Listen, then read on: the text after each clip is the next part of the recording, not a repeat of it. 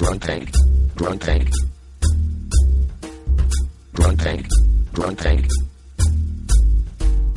It's the drunk tank, baby. I have no idea what the gasp at the end of that is for. I don't know what to think about that. That was the fake crowd watching the synth voice. See, are people who use that synth voice, are they too embarrassed to use their own voice, or they don't want to sing, so they get the computer to do the work for them? I don't know. It just seems like it's something that somebody started using one day, and then suddenly everybody else was using it. It's cool. It's futuristic. There you go. It's future awesome. So, welcome to the podcast. Thanks. It's good to be here. No, I'm not welcoming you. I'm welcoming the people listening. Well, it's still good to be here. All right, well. Jeff, I'd like to welcome you to the podcast. Hey, thanks. It's good to be here. You got Jeff and Griffin and Bernie and Gus here. Howdy. Why was I third? That's the shitty spot. I guess the people remember you since you were the last time. No. I was third out of 4. He was the one that people got to remember. And Jeff and Griffin were not here for the video podcast last week, so welcome back. Yay. Yeah. God, man. Hopefully you guys had an exciting week. You weren't welcoming us earlier. I got a little bit thrown off. Surprised by you. Yeah, I'm not sure if it's appropriate for me to be. You confuse me. They thought you meant a Jeff and Griffin from the audience. Oh, that okay. we were thanking them. I could see why that would be confusing. Yay. So we're back to audio format this week. Hopefully we'll do video again sometime. Hopefully it'll become a monthly thing. That's our goal. There you go. We have high aspirations. It's once a month. Yeah. You know what I want to do again? I want to do one of those drunk tanks we did where we played Left 4 Dead while we did the drunk tank. Yeah. I would like to do something like that again. Those are fun. I agree. We should figure that out.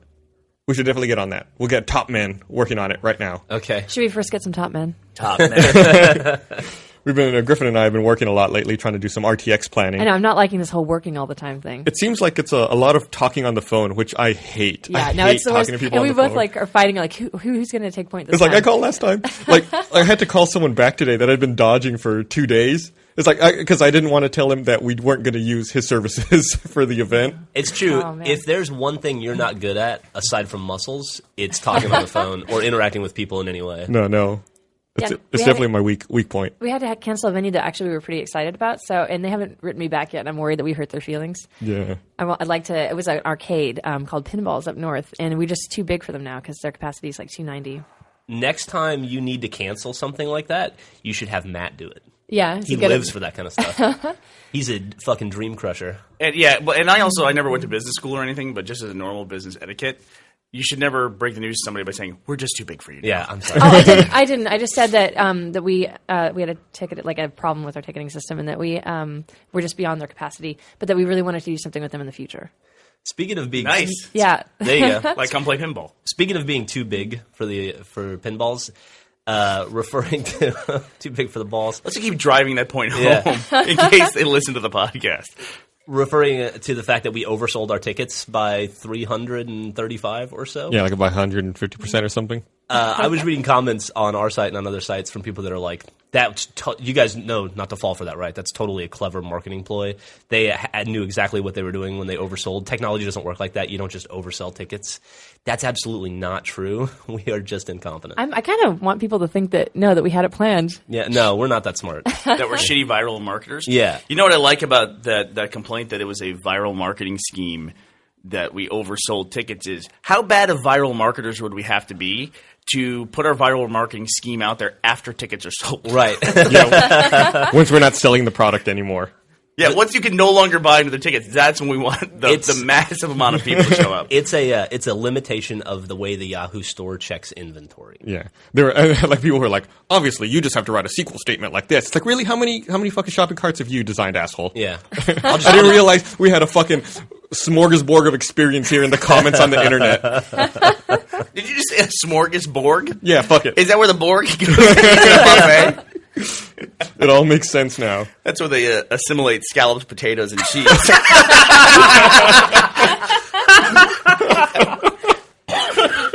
But you talk about these top men, and Griffin says we need to get more top men. I want to say that as one of the owners of the company, I feel compelled to talk to Griffin about her beefcake photos that she's now started putting up. I have a collection started. In her work area.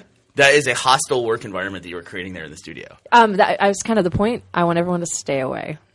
Unless they want to check out some pecs, because I've got some. Basically, if you walk into the studio, you have anime girls on your left, and then details models on your right. It's like Griffin's like the female version of a mechanic. She's You're saying there's no female mechanics? No, there's not. There might be like mechanics with vaginas, but they're not female. I'm kidding. No, but of like that stereotypical mechanic where you walk in and there's like the calendar of hot girls holding wrenches that are way too big. I do feel like I need to balance Monty out because he always has like the hot anime girls up. That's what I'm saying. You look at Monty's desk, it's all anime girls on his desk. I caught her buying a calendar of dudes without shirts on holding kittens. It's going to be great. It's called Hot Dudes with Small Animals, which I'm hoping they wouldn't show me the inside image. So I'm hoping it's not some weird porn thing. I'm hoping it's just what it says it is. Check out that beefcake, small animal. I had to just. It's coming straight to the office because I don't want to wait. You're too embarrassed to have it shipped home. It would show up in her mailbox, and her mail carrier would have judgment over her. Whereas, I think our postal carrier here at the office has given up all hope of judging us in any way. Oh, absolutely. After all the things they've delivered here. We get some weird-ass things. We do. We really, really do. We get some weird stuff. I'm done. I was in a weird phase where I was getting like 2 or 3 packages a day for some reason when we were building out the office, and now I'm done. And Jeff's like that at home with shoes. 2 of those 3 packages a day were waffle mix. We do have a lot of waffle mix here. I have no idea how that happened. We do. We have a rack of snacks essentially for when we're in crunch or production. And it's just so people can grab something quickly to eat. And one of the things that I bought in that process was a waffle iron. And then on Amazon, you can subscribe to a product, which is cool. I always wanted that as a guy. Like, I just want to subscribe to deodorant and soap. And it just shows up Like once a month. month, yeah. Exactly. But instead of doing it with deodorant and soap, I did it with Bisquick waffle mix. And I forgot to turn it off, and it just kept showing up like 12 packages of waffle mix every week. Do you remember when we first started doing events and we first started booking hotels? That was what got a hotel. If they had free waffles in the morning, we were staying there. Yeah, like that was the requirement. There was a La Quinta in Kirkland that we used to always stay at that had those waffles, and we stayed there until the time that we went to Seattle and all power got lost. Oh yeah. There was no. They would put glow sticks in the hallway of the hotel to guide people. Yeah, that was a scary night. We used to be better travelers than we were. We're actually worse travelers now than we were back then. Oh, terrible. Because we would just go to the cheapest hotel just because they had free waffles, and we would share rooms and things like that too. Yep, Gus and I used to share beds. Is that what to cut down on qualifies? costs. Is that what qualifies as a good traveler? Yeah, we just didn't care as much. Now there's no way we're sharing a room with each other. I don't even want to be on the same floor as you I think assholes. that makes me a better traveler. Like when we went to PAX East, Bernie and I think that we were like his room was on top of mine by a few floors, and that made me feel not good. Like I wanted to move rooms. Yeah, it's like knowing that Bernie was exactly above me 5 floors up. I was like, no. If a hotel has 2 towers, I'll insist on being in the other tower. Or anything to do Sir, with that you guys. tower is under construction. That's fine. Totally fine. I've played the last level of Left 4 Dead. That's so cool. I'm comfortable with girders and cellophane. So, Gus, when you guys were talking about fighting over who gets to make the phone call to the contractor, Yeah. first of all, these 2 idiots are doing something stupid with their house contractor, which we have to talk about. But Okay. in your house, Gus, do you make those phone calls in your personal life, or does your wife make those phone calls? I make those phone calls. So finances as well in your house. Do you do the finances? Yeah, my wife used to take care of them, but she stopped, and so I had to take them over. She just stopped one day? Yeah. Yeah, that's a problem when you stop taking care of that stuff. It's like, bills need to be paid. Uh-oh. Hey, the lights went out. We're in a La Quinta in Bellevue. That's weird. What about you guys? Who does the finances in your house? Nobody really does the finances. Like we always are late to pay our bills, every single month. I like that. Really? Is that what we are? No, you always take care of it in the end, but it takes a while for you to get there, and I just don't take care of it. Takes a while. Let's say, when was the last? How do you even know what our bills are? Oh, I probably. I always end up having to pay. I can take care of the gas bill. Like that's the one that I'm like. There you go. Why the gas bill? Because I'm always whenever we don't pay the gas bill, I have to go and deal with getting it turned back on. So I know exactly where to do that. You know where you can do it real easy? The internet. I paid for the record, I paid our gas bill yesterday online. Oh, hey, thanks. Yeah, no problem. That's nice of you. Also the mortgage and the electric and the phone bill. You can probably set up recurring payments Yeah, to avoid future some of those have disconnects. that. Okay. I have every single payment that I have to make on a monthly basis. I have it all taken care of to where I don't have to touch it except for one, and that is the stupid-ass city of Austin. I have to go through and manually process a credit card payment once a month, but everything else just automatic. I don't even see it. Can we do that with ours? Is that an option? Yeah, but if you did it that way, you wouldn't get to pay late fees. You'd never get to meet the guy who disconnects your services. Yeah, He's so nice. I'm trying to prop up the economy here. She's really hoping that one day the guy will arrive to reconnect the gas and he'll be holding a kitten. That's what she's really hoping for. You know, And a wrench. A giant wrench. those guys that show up at your house to do things for you, they're never good looking. I'm sorry. Wow. No, Sorry, but guys. I don't. But maybe I have bad luck. But like the mailman, he should. Like you were saying that I don't want to scare the man. But I don't. Yeah, I've never. I never have like a supermodel walk up and take care of that for me. An indictment on the looks of the U.S. postal men. I would be more concerned that she's at home waiting for these guys, hoping no, that they're I- going to be good looking when they come into the house. Like you guys don't hope that whoever you deal with is going to be good looking. Not the cable installer. No, I'm like, God, I'm hoping for a looker. I'm hoping for a guy who shows up at my house who isn't like the guy who was at my house the other day to install my Time Warner Roadrunner Extreme, Gus. Extreme. Which I have at the house, which now they say will give me 20 megabits down, and it has on speed test. Well, how do you test your speed of your connection? Speedtest.net. Okay, that's exactly what I use too. So I don't So- feel like an asshole for using that. If you don't mind me asking, how much extra do you pay for mega internet? I pay $10 extra a month on top of the $10 extra a month that I pay for Roadrunner Turbo. So now I have Roadrunner Turbo. Then Roadrunner Extreme. So it's So can Roadrunner Turbo Extreme. You can't get extreme unless you have turbo. Do you have to have both? Yeah. I wouldn't even know. Because I was already Turbo. I would imagine most people would say like if their internet was slow, they're going to go up one level. Yeah. They're not. You requested a second level. You're like, if it doesn't exist yet, please make it. I'm sure they even like train the reps at Time Warner. Like, no, sir, we can't take you to Extreme. You've got to spend some My time. manager won't allow it. They call us, put me in, coach. I can handle it. I want to get turbo now. That sounds awesome. So your internet at home is now faster than our internet here at the office. I'm about to do a speedtest.net test of our Okay, connection why don't here at you work. let me do it? Because you're on wireless. I'm on wireless at home though, so shut up. Uh-oh. Fuck you. So I got 21 megabits per second down You should- and 2.5 up. You Okay. should make sure that when you do the test that it's not a like a Time Warner Roadrunner. Look at him. He's like Facility. This is like under protest. He's getting upset. He's I'm getting just defensive saying. before the results even come in. I'm just saying. He's going to nullify your results no matter what they are. It's terrible. Gosh, you're going to be embarrassed by this. I'm looking at it. Why am I going to be embarrassed? Time Warner should be embarrassed. Because you're the tech guy. What do you have any ownership of this stuff? We depend on you to make this good. Me? I'm not. I didn't build their fucking network. Our internet's been terrible here at the office too. Like the past 2 days. Well, it was terrible at my house too. So it looks like I'm going to end up about 5.6 down here, almost 6 down, and then about 1 up. All right. 2 up. Sorry, 2 up. As soon as the podcast is over, we're going to go get turbo. You guys don't even have Time Warner, do you? Yeah. Yeah, they do. Yeah. Oh, I thought you got rid of all your cable. No, I have Time Warner Internet. Yeah, Oh. we just don't do cable TV. Well, here's what you're going to like. The modem for Time Warner Roadrunner Extreme is about the size of this laptop. Oh, great. It is enormous. I'm not kidding. Like, this is small compared to the size of my new cable modem. And it's got like a built-in wireless right. I mean, the thing is enormous. It reminds me of back in the day when my friend got a 14.4 modem when they first came out, and it was like, it looked like it was a dinner plate sitting on his desk. Well, that's good because we have too much space in our house. Right. I need to God. fill it. But the guy who came to install it, he literally, I was helping him. He was on my wife's computer trying to configure it, and I was like, no, please get off there. I said, I can do this. And I configured it, and he said, great, I'm glad you helped me, because I'm not really a computer guy. And I was like, what? You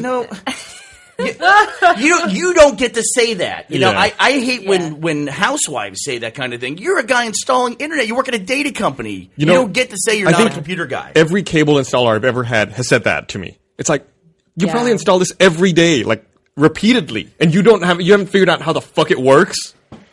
They're cable guys. That happened something similar. Like recently, you and I went to Home Depot, Bernie, and I had to buy washers for some reason, like a bunch of stuff in washers. And the person checking us out was like, "What are these? What do they do?" Oh, right. We were buying physical hardware washers, Yeah, not just like a like- washer and dryer. No, We no, were- no. Yeah, because we Just did buy like- a washer and dryer recently, And it too. was actually, we bought the washer with like the nuts and bolts and the whole thing. It was like she just didn't understand what the washer would do. But I feel like that's like something that everyone should know at this point. How did you explain it? I explained it just that it helps. Oh, I don't know.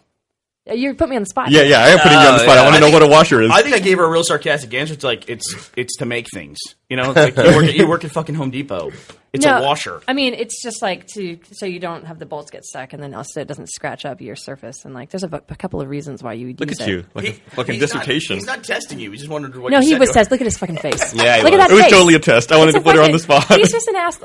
See? Gus has no good intentions at all. So you fell for it though. That was a total deflect because we were talking about how slow the internet at the office is, and boop. Yeah. Hey, Aaron, what does a washer do? You Very good point. I've been female found out. mechanic. I need to like disappear in a puff of smoke now. If we go any deeper into this and embarrass him anymore, he'll take off his shirt and start holding a puppy. Hey, speaking of embarrassing, Gus, do you want to tell us about your raid last night and WoW? Oh, I don't think it's a boring story, but I'll give the quick version.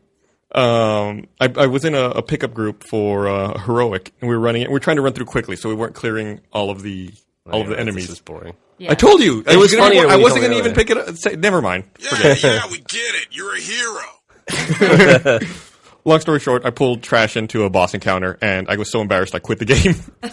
He said he had to physically put his hand over the combat. I put my hand over the chat window so I wouldn't see what they were yelling at me. Just like, quit. Did you really? Yes, I was so embarrassed. So, how much time was invested in the raid up until the point when you ruined everyone's night? At that point, we were only like 15 minutes in. That's But not too bad. I'm sure they just wiped and picked up a new person and continued without me. But I was just mortified. I could not continue. You were that guy that you've spent the last 5 years complaining about. I know. Do you are you pretty anonymous when you play WoW? Yeah. Okay. So why would you get embarrassed if nobody knows who you are in real life? I don't know. I just like I felt embarrassed that like they would think I was an idiot or something. Well, I guess you have one character that you usually stick to. Yeah. Right. So you probably spend more time in WoW than you do in the real world. So I can see how maybe like you would be like embarrassed on your character's behalf. Yeah. It was an embarrassing day. Are you still at that level, Gus? Yeah.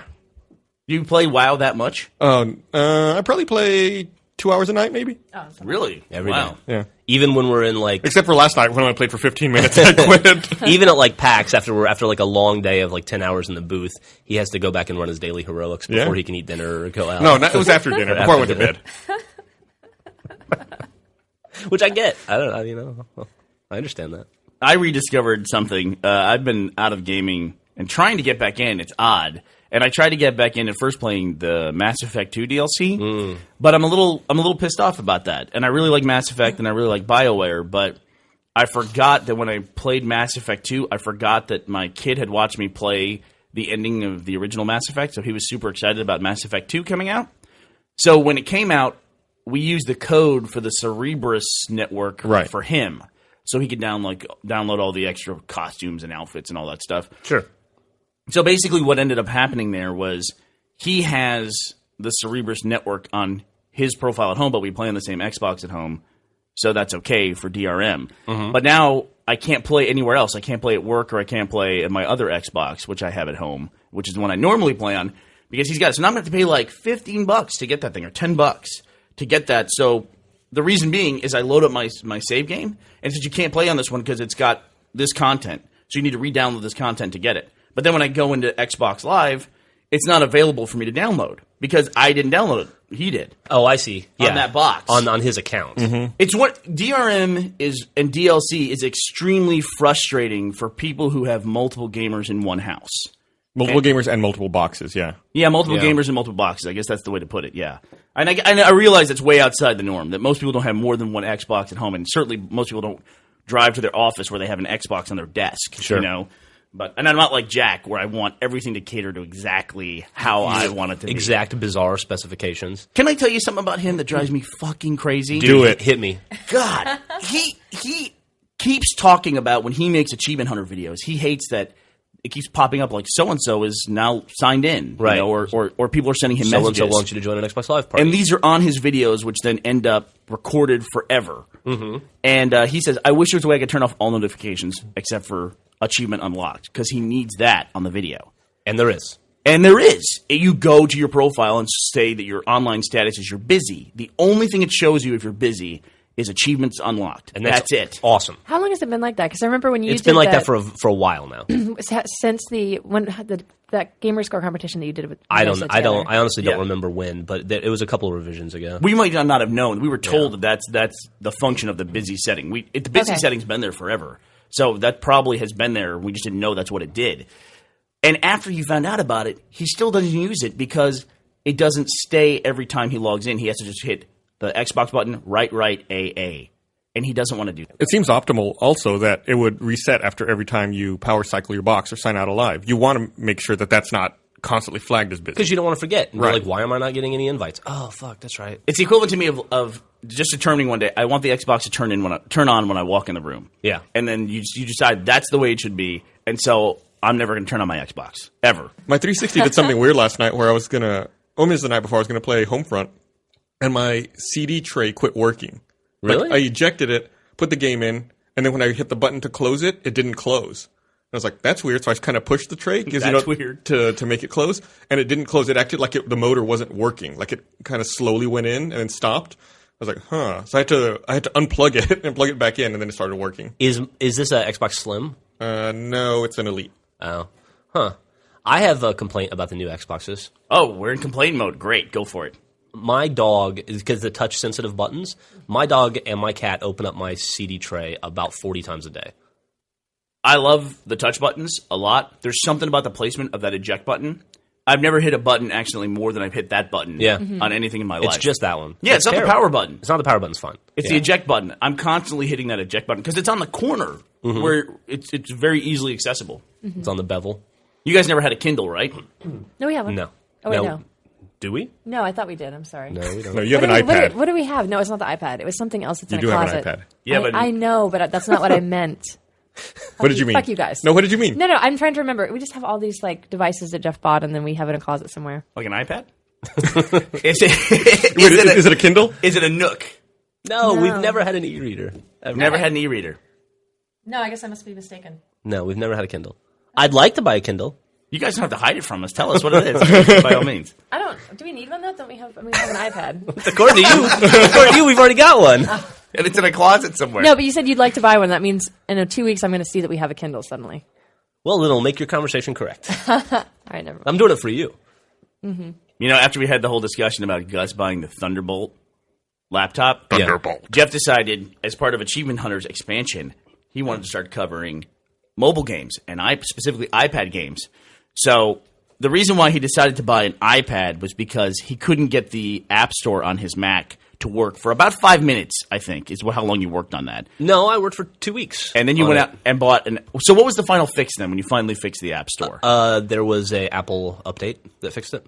I don't believe that. It's true. It's isn't true. it? It's true. It's true. Plus, also the App Store is different on your desktop versus the iPad. It's very limited. I can play Angry Birds on the App Store on the desktop because that's their flagship game.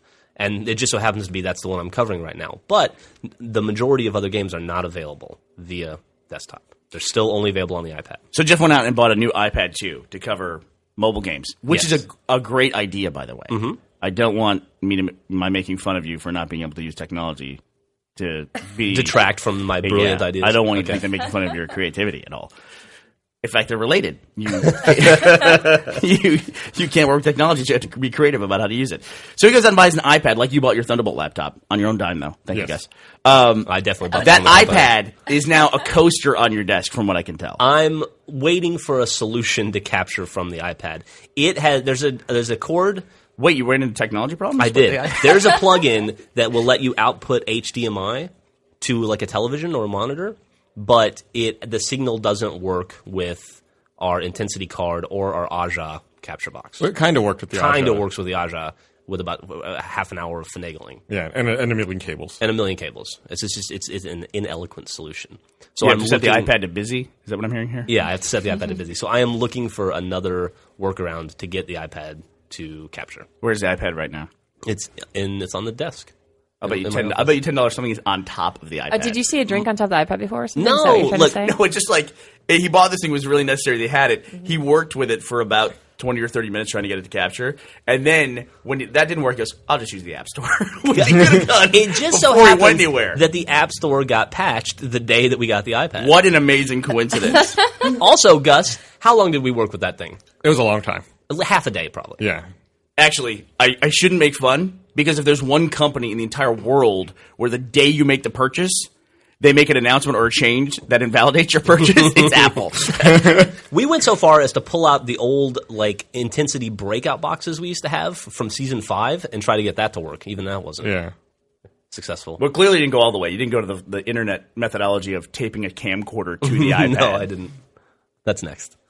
Some of the mobile walkthroughs that I've seen or demonstrations of games, they used to have almost like a setup where it's a tripod pointing straight down, and people would actually use the iPhone or iPad in front of that. Yeah, that's lame. Yeah, it was pretty lame. It was strange. Your solution's much better. Thank you. So long story short, we're buying a $10,000 capture device. Yeah. But we'd be dumb not to. Because we've got this $500 iPad that's sitting there doing nothing. You guys are really, I have to ask, you're not buying that. God. That'd be a great way to break the news, though. Yeah, well, that's exactly what happened. Thank God we have a second video Drunk Tank podcast, because that's how Gus got his new computer was. Hey, I'm thinking about buying a new computer to process and render the Drunk Tank video podcast. I go, oh, you're thinking about that? He goes, yeah, I think that would be a good idea. Instantly he bought it. He left the room. I think I was even talking to someone else, and you were interjecting in the middle of that conversation. And as soon as you heard something that was moderately positive, you went off and bought it. That's the way it works. That's the way you got to do it at Rooster Teeth. I bought a computer yesterday doing the exact same thing. I bought a computer for you yesterday the same way. Hey, is this okay? Yeah, I guess. All right, it's on its way. He's got his finger on the return button on his laptop while he's asking. Boop, done. All right, cool. And then you just don't mention it till the box shows up. Then the box shows up, and you hide the evidence as quickly as possible. Luckily, all these Mac Pros look alike. Yeah. So people don't notice when a new one shows up. For the record, my iPad 2, or the company's iPad 2, is under a baseball cap right now. A baseball cap? I don't want to be bragging that we have an iPad 2 floating around. I'm hiding it. We keep it in a Hiding box. it down low. Sounds like you're dressing it up. Yeah. It's like your new friend. Just so you know, I'm going to tape a wrench and a tiny kitten to it. I shouldn't even bring this up. Uh-oh. Because it's going to cause problems. Uh-oh. Oh, shit. Yeah. But I actually thwarted a conspiracy plot, specifically against someone in this room. Oh, really? Where there were some other people in the company who determined that they used their computer for more intense calculations and rendering. And so they realized somebody else in the company had a better computer than them, a better Mac Pro. So they were going to swap it out one day after that person left work. Is that person me or Gus? That actually already happened. I helped with this. Did it really? Yes, computers were swapped, and no one has noticed. Really? Yes. Whose computer was swapped? Hey, I'm going to keep it anonymous. That's what? Whose computer was swapped? Chris and Marshall swapped. Each other's. Yeah. Okay, this was something else. Okay. This was Oh, shit, I fucking put the seat then. They asked me to do it, and they saw it was possible. I know I'll know if my computer is swapped out, because every time I turn my computer on, it tells me that my RAM is installed properly. And if I don't see that notification, I'm going to be pissed the fuck off. This was an interdepartment conspiracy. Interdepartment? They were going to go between offices, between floors, and they were going to take somebody else's computer because it was determined that they didn't need it. And I told them, if you do that, everyone is fired. Literally everyone in the company that moment is fired, because I will not want to deal with the fallout from something like that. Yeah. Dude, there'll be some... oh my God. If it was me, I will fucking kill some people. I'm not saying anything. So let me get this straight. So if you came down and someone said that your job isn't as important as theirs and they took away your computer and replaced it with a cheaper one, would that upset you? Yes. Okay, good to know. I'll make a note of that. Thank you. Everyone's trying to think like that. Now there's a lull in the conversation because everyone's like, "Who could it have been?" No, I absolutely know who it probably was. Little cocksuckers. But you render more than anyone. I do render more than anyone. You're a render fucking machine. I make 5 or 6 videos a day. I'm rendering out a video right now. You don't have to justify anything. I didn't even say it was you. Yeah, it was you. Was it me? No. Although I would like to see you go insane slowly over the day. We're all going to go to lunch together and hash it out. Oh, my God. We'll have a few beers, work it out. Hey, before we go any further, we should mention that we have an interview with Chris Robertson, who writes the Superman comic. You took away the first half of the interview, by the way, by saying all that. Oh, shit. We have an interview. Here. Editing. Hey, before we go any further, we should mention that we have an interview. Yes, we do. We have an interview. A special Drunk Tank feature. Dun, dun, dun. So why don't you guys check this out, and we'll be back in a minute. All right, now, Jeff, Yes, sir. We have a special segment today. Yay. Because we have a special guest. Uh-huh. And Gus, I've always felt like we talk about very nerdy, geeky things, movies, video games, That's our MO. and our misunderstanding of sci-fi novels, essentially. But one place, Jeff, you're the only guy here who has any kind of knowledge in comics whatsoever. I would say I have extensive knowledge in comics. I should say from the ages of 6 to 32 or so. So do you have like the cardboard boxes that were in your house with all the sleeves in them? I have about 10,000 comics. No shit, Really? Yeah, I have about 10,000 comics. So do you currently own those 10,000 comics? Yeah, they're my well, I'm not going to say where they are, but yeah. Wow, you survived a teenage mother, or not a teenage mother, but when you were a teenager, you had a mother. You survived an ex-wife and a new wife, and the comics have survived all of those? Absolutely. They're your constant. They're my constant, yeah.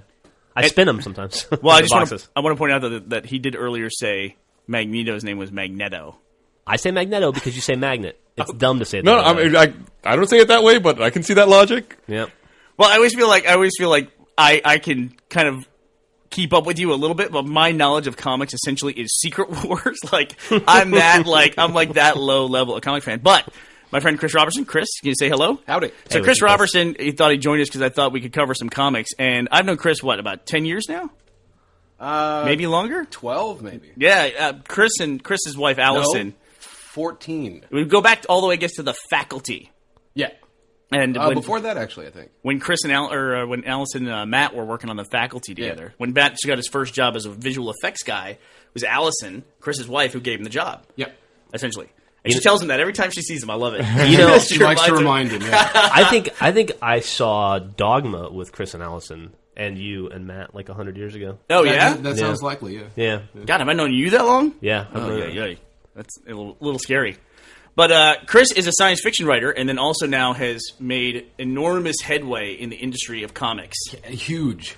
And how long have you been writing in comics? I had to do the math. I was at a convention a couple of weeks ago, and my first published comic came out just over 20 months ago. Just over 20 months ago. Yeah. Well, the big deal now, I mean, you have your own comic, iZombie. Yep. Which is illustrated by Mr. Mike Allred. Mike Allred. Is that on Vertigo? Yep. Wow. And then That's the big thing is, though, it was about 6 months ago. Of course, we're saying, I get a new gig, and he was kind of nervous about it, talking a little bit. And I said, what is it? He goes, well, I can't really talk about it yet, but hopefully very soon. And now Chris is the writer for Superman. Yeah. And you're replacing J. Michael Straczynski on his run, right? I am indeed. Wow. I just want to point out that Chris is writing Superman. Yeah, no, but how do you go from publishing your first comic and then 20 months later replacing arguably one of the biggest names in comics on Superman? I think maybe I might have had a dissociative break with reality, and I'm drooling in the corner somewhere. I don't know. It took me 18 years to break into comics. Sure. Have you been trying for the full 18 years? Was that a goal? Yeah, on and off. Yeah, I mean, my first concerted attempt was right after college, and every year or two, I would make another concerted attempt, send out all kinds of really ill-advised pitches and whatnot. Right. And I became a novelist by default because I could type fast. Oh, really? Yeah. There you go. If you can type fast, you can become a novelist. They always make fun of me because now I've essentially written 9 feature scripts in 9 years that we've done with Red vs. Blue, but I still type with 2 fingers on each that's hand. sad. It's really sad. I feel like it's holding me back. I took a secretarial typing class. Yeah? And I can type super fast. Do you have any idea what your words per minute no are? idea. No? No. I'm a metrics junkie. I'd have to know what that is.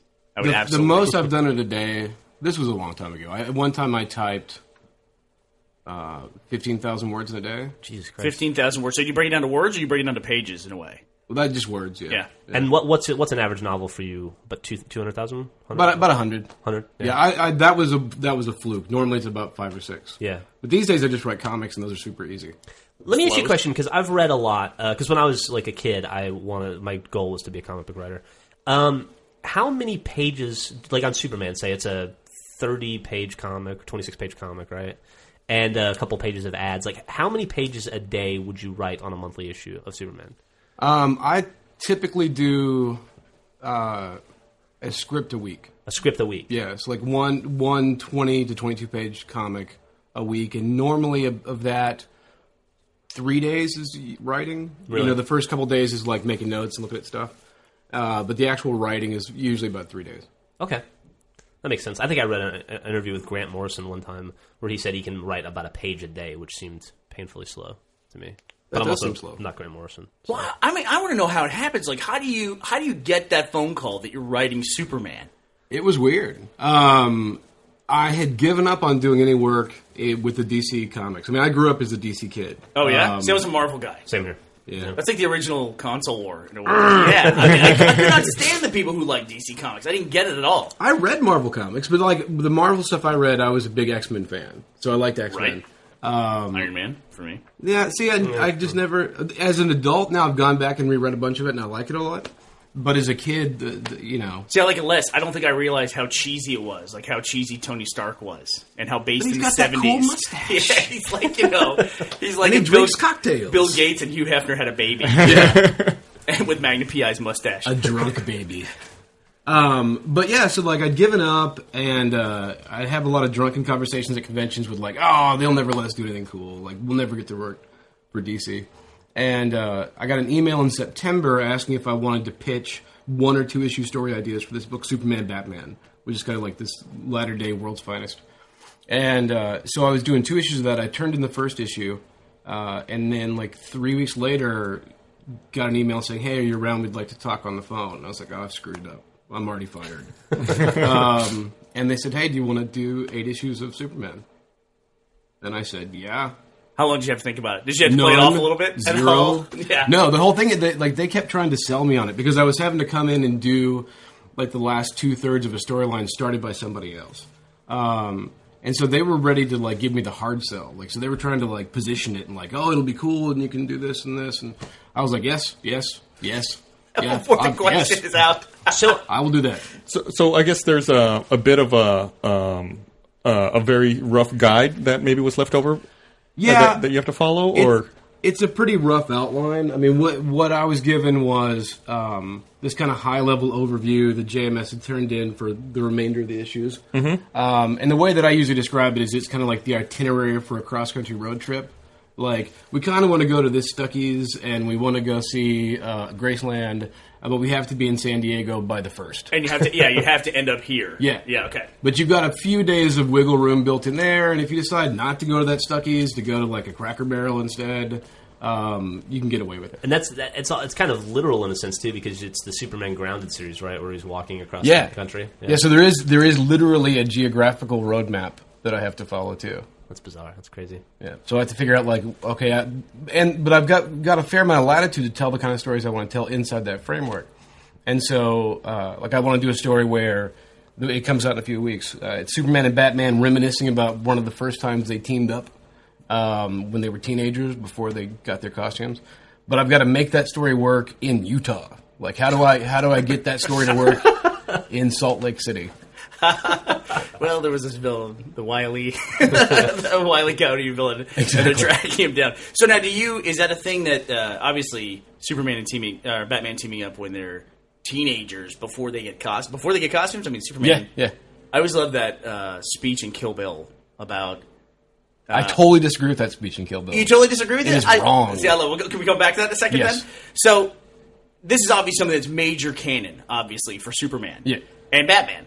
So is that something where how much latitude do you have on something like that? Man, they're letting me get away with murder. They That's really awesome. are. Yeah. How does that work? Is there like a keeper of the canon No. at DC or Marvel? No. It Seems like it'd be impossible. There's a billion fans who will tell you. There used to be back in the old days. There was this guy, E. Nelson Bridwell, who through the late 60s to the mid 80s, that was basically his job. He was in editorial, but his job was to say, oh no, the Flash's belt is the wrong color here or whatever. Yeah. But now it's basically up to the various editors to kind of keep track of. But so much stuff comes out on a constant basis. I just did an issue with the Flash guest starring, and I'd forgotten that there was one page of a Flash comic last year that established that he doesn't drink coffee. So I have him ordering coffee in a diner, and there was hue and cry. Don't you know Flash doesn't drink coffee? I forgot. People change, right? People fall off the wagon all the time. Well, I figure he has it with pie. Because we didn't see him eating pie in that issue. Oh, like it counteracts the negative coffee effect? Right. Exactly. It's like people who only smoke a cigarette with coffee. Same kind of a thing, right? Exactly. Totally makes sense. Not that we're saying that the Flash smokes in any way. No. But he might for one page. If Chris keeps writing, if there's enough guest appearances, yeah, who knows what he'll be doing. Yeah, but it's all these franchises too. Like you always hear about. I mean, Superman is up there. It's Star Wars. All these major franchises. In fact, it's hard to find anything that falls in the same realm as like a Star Wars or a Superman. And we know Star Wars has that holocron where they just scrutinize every single thing that comes out. But in the same sense, you still get an episode 2, that works its way into there. It's like everything can be. Nobody was watching. Yeah, exactly. It's like I'm sure the people who were in charge of the canon in DC after Superman 4, they were probably all fired immediately. Man, I read an article about that guy at Star Wars who's like the keeper of the knowledge. Yeah, that sounds like an exhausting life. Like he was talking about how he's responsible for like 20,000 years of story, and he's got it all worked. He's got this massive database on his computer, and people come up to him and they're like, would Mara Jade wear blue underwear or red? And he's like, imagine if WikiLeaks got their hand on that database. Well, no kidding. It's one of those things too. That guy has the same conversation at every dinner party that he goes to. It's like, hey, can you tell me anything? Ha ha ha. No, shut up. I can't tell you anything. We saw Chris at Comic-Con 2 years ago, I think was when we went out. Okay. Chris is actually friends. Chris and Allison are friends with Vic, the guy that our Red vs. Blue character Vic is based on. And so I got to go out to dinner with all of them, and then we went to a comic party at Comic-Con. It was one of the first times in my life I've ever excused myself from a place because I was too nervous about what I would do. You were shaky. I was a little nervous. Like, I walked in and I saw a lot of really awesome people, and I haven't, I'm 35 now. I don't want to be like the 9-year-old comic book fan, so I had a drink and then I said goodbye very quickly. So I could feel it happening. That's like when I met Richard Garriott, who is the guy who made all the Ultimate games that I played growing up, and it's like, I've met him twice now, and I don't think I've formed a complete sentence either time that I've met him. I have that experience every time I go to a con. Because every time I go to a con, I end up sitting next to or meeting or having drinks with someone that was a formative influence on me when I was 12. Yeah. And I had to move past it. Now I just have, instead of having one drink and leaving, I'll have 10 and stay. And just make a fool of myself. It's like, the drunk guy babbling in the corner said I was a major influence. Exactly. I'm pretty happy. Who invited that guy? Well, we were talking about how Comic-Con has changed over time. And I asked you, I said, are the comic people upset about Comic-Con now being this big thing that includes video games and movies and all this TV garbage as well? You bastards. I think what you told me was, you said, oh, no, there's nothing hidden about it. They absolutely hate it. Yeah, that's not sublimated or behind closed doors. They actively despise it. I can imagine. Yeah. How long has that thing been going on? Since the early 70s, I think. Yeah? Yeah. Yeah, they have a very long history. I think like 35. I'm coming up on 40 years, something like that. Yeah. I actually read it one time. It's pretty interesting. It's one of those things where it was like it started with like 40 dudes like in a hotel room. The first Star Trek convention was that way too. Yeah, and the next year it was like 60 dudes, and the next year it was 100. 40 to 6. That's 50% attendance increase, etc. And then Secret Wars came out. And it blew everything wide open. What's here? You guys are both comic guys. What is the classic miniseries or arc in a major series that really resonates with you to this day? Kingdom Come. Kingdom Come? And what Kingdom? That's the DC the graphic novel? Yeah. Yeah, I really liked that a lot. I really liked it. It reminded me of something else though that I had seen before. But I read, like I said, I didn't grow up reading DC, and I read that, and that was kind of an alternative future thing. Yeah, or right? Crisis on. I think it was made to try to fix like all the nonsense. As a kid, I liked Crisis on Infinite Earths a lot. As an adult, I realized it's not very well written. Yeah, how about you, Chris? For me. Well, speaking of Kingdom Come, I remember that you and I were sitting with Matt and Allison outside of Trudy's one time about 10, 11 years ago, and you were telling me this great idea for the next big film project you guys were going to do. And then you told me the title, and I was like, I think someone already used that title. Yeah, I have that. I have one of my titles in my script is now tentatively titled Kingdom Come. But, yeah, that was. I hated to take the wind out of your sails like that. But. Yeah, that was fine. We saw him in the movie, so what are you going to do? But how about you? What's one that resonated with you growing up? All of them? Yeah? I was a big fan of the Legion of Superheroes. The Great Darkness Saga is huge.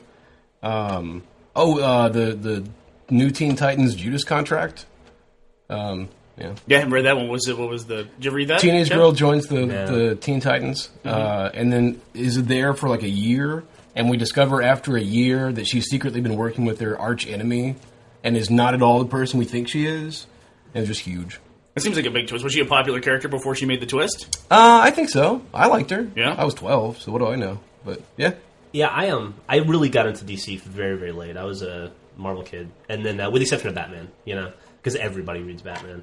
But I didn't start reading... I think I started reading DC Comics as an adult. I started reading, like, when Grant Morrison did the reboot on Justice League. Oh, yeah. And that was brilliant. and I started reading all DC comics after that because of that run he did. Good. What's your opinion of all the comic book movies? Like this, we're kind of in the middle of. That's the big movie that comes out now as a comic book movie. Man, Marvel makes some great comic book movies. Yeah. I think this Thor thing could totally work. Everything I've seen from the Captain America First Avenger looks fantastic. I think so too. Yeah. Like when they made him the scrawny kid somehow digitally. That Yeah. looks fantastic. I'm not buying into the Thor thing yet. Honestly, we'll see what happens. I was never a major Thor fan growing up. Like I even read like the Beta Ray Bill stuff that was in there. I think that was the era that I read Thor. You know, I was never a big Thor fan, and then a couple of years ago I sat down and read all the original Stan Lee and Jack Kirby Thor. Yeah, It's fantastic. is it? Yeah. I feel like we really missed out, because if you started reading comics in like the 70s or early 80s, really before Walt Simonson took over, Thor was just kind of okay. Right. And like all the older dudes remembered when it was fantastic and had this still affection for it. But It's one of the original characters, right? yeah. One of the original books, Thor? I mean, it's one of the early ones for sure. It was in that first wave of the Marvel comics in like 61. Yeah. I liked what they did with him and I hope I get the name of the series right. It's the Ultimate Avengers, the reboot of the Avengers, which now is Ultimates? Yeah. The Ultimates, yeah. What they did with Thor there, where they kind of made him, is he insane or is he really a Norse god? I really liked that a lot. And the way they worked Loki into that, I know a lot of people were like, don't like reboots, but I really enjoyed that series a lot, or what's been out so far of it that I've seen. Yeah. Is there not to change subject, but out of curiosity, because sounds like you've been reading comics your whole life, is there an artist you would like die to work with? Mike Allred's pretty fucking awesome. Mike Allred's at the top of my list. Yeah. So the fact that I do work with him is pretty ridiculous. Yeah. I don't know. That's a good question. And you work with him on your book, iZombie. Yeah, that we own. Awesome. Which is weird. Yeah. Tell us a little bit about iZombie. Tell us like the basic premise. iZombie is about Gwen, who dies, which is sad, and then she comes back from the dead as a zombie, but with her memory intact, she thinks. So she doesn't want to hurt anybody, so she gets a job as a gravedigger, and just once a month digs up the most fresh body and eats that brain. And then when she eats the brain... Eating the brain allows her to pass for human, but then for the subsequent week, she shares her head with the thoughts and memories of the dead person, and then has to resolve any unresolved business they left behind. It's such an awesome device. I love it. And Hilarity then ensues. how long does that arc usually take? Is that all within one issue usually? We've been doing it in like 5-issue chunks. Mm-hmm. So like 5 issues normally takes place over the course of just a couple days, and then we do a fill-in on the 6th, and then we come back and do another. So we just wrapped the first year. Issue 12 comes out in a couple of weeks. And now, do you have a plan for iZombie? Is it just an ongoing series? Because you could use this, it seems, set up for as long as you wanted to. I'll do it forever. Yeah. I mean, because, you know, in addition to the zombie, like her best friend is a ghost girl. There's a were-terrier that's in love with her. The two rivals for her affections are a sexy monster hunter and a sexy mummy. But by the time we get to the end of the second arc, it's just insane. We've introduced all the big Lovecraftian monsters coming from outside of time and space to eat us all, and some secret agents show up in the next issue. So I'll do this forever until they make me stop. Awesome. How many comics a month do you think, like consecutive titles a month, do you think you could handle writing? I'm really comfortable doing 4. Yeah. Because I've done as many as 6 scripts in a month, but it sucked. There's just something about... I think it's just psychologically. Like if I'm doing a script a week, like that's what I'm doing that week, and I have this real sense of accomplishment. I could probably do a little more because I know I've done as many as 3 and 4 scripts in 2 weeks. But then I end every week with like something in progress, and I just feel like I'm a schlub who's not doing anything. What are your current projects? I know you're working on Superman, iZombie, and you're also working on Starborn. Right. Yep. What are there any other projects you have in the pipe as well? So Starborn's ongoing. That's at Boom with Stan Lee, who I think has a promising future. Might make it. Yeah. I'm midway through the second Cinderella miniseries that spins out of Willingham's Fables. Mm-hmm. And I think that's all of them. Oh, no, I'm doing an Elric miniseries. It starts up in July. Huh. So, I mean, do you have a preference here? I mean, what do you prefer? Do you prefer to wake up in the morning and say, I get to work on my own series on iZombie that I own, I get to work with Stan Lee, or today's the day I get to tell Superman what to do? I know. It's pretty ridiculous. I have to tear myself away from one awesome thing to do another awesome thing. And so, yeah, every once in a while, the day-to-day minutia of like deadlines and getting shit done. Every once in a while, you'll forget and complain, and I have Allison there to say, "What are you talking about? You make up stories about Superman and your own zombie character for a living, so don't complain about the workload." Exactly. Yeah. I can imagine Allison saying, "Don't complain." I think Yeah. all of our wives have probably said that to us a few times. Yeah, exactly. Yeah. Oh, I'm so sorry. You tired from playing video games? There was a big thing in video games a couple years ago that didn't really pan out, which was called episodic gaming, where they were going to come up with a premise for a game, and then they were going to release smaller chunks of the game over time. And I don't know how much video games that you play. A lot up until about 10 years ago. Oh, really? Yeah. Up until just 10 years ago, huh? 8 years ago. Okay, but it didn't really pan out. It got replaced by something called DLC, where people just download additions to bigger games, like map packs or additional campaigns for a great game that you would probably love called Mass Effect, super narrative game.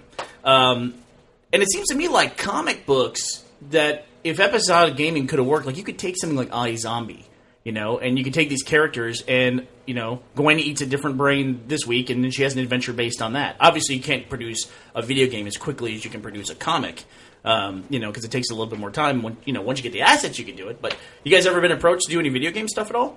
No, I did a little bit of work. I wrote this. It was kind of a level for. You did one of these, the City of Heroes thing. Oh, yeah. Yeah. Yeah. And that was all right. Seems like a nice tie-in to comics. Yeah. Yeah. It was kind of fun. But no, that was it. That's my only experience. I had to actually, I am a, whatever the gaming equivalent of an ex-smoker is, because I had to stop gaming. I was wasting too much of my time that I could have been doing writing, and I spent way, way too many hours gaming. And so right before my kid was born, I had to swear off.